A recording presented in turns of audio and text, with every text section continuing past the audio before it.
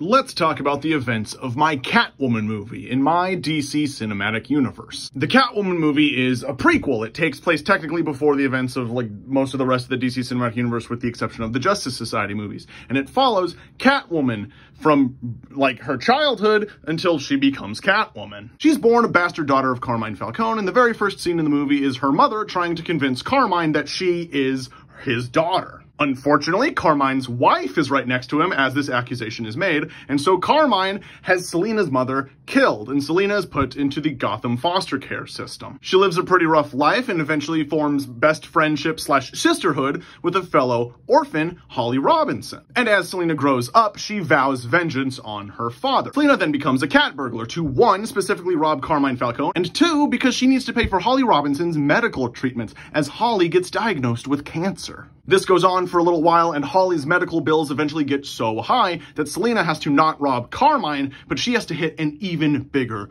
target. It's a business, like a financial conglomerate in Gotham City.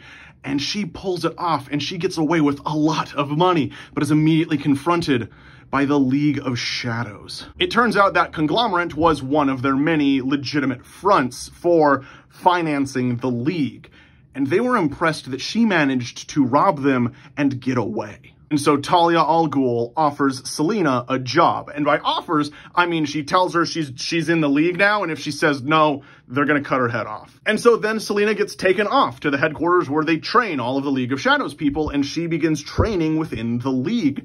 And eventually we see her see the male candidates, the men of the League being trained.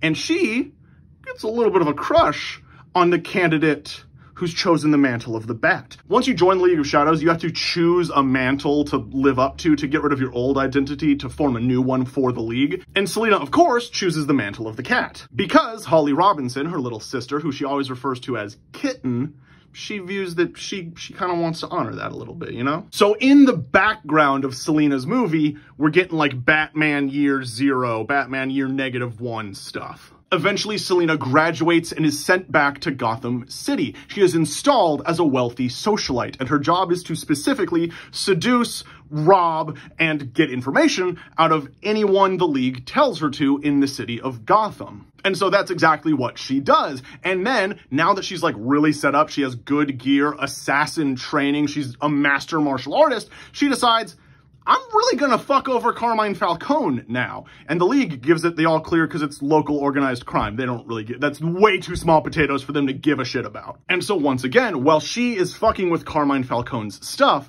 that is when Batman Year 1 happens, and we get some interaction of a young Selina and a young Bruce, who of course, she knows the secret identity of. She knew this dude at the fucking school where they chose their whole deal. She knows that's Bruce Wayne. She doesn't care. She's working for the League of Shadows.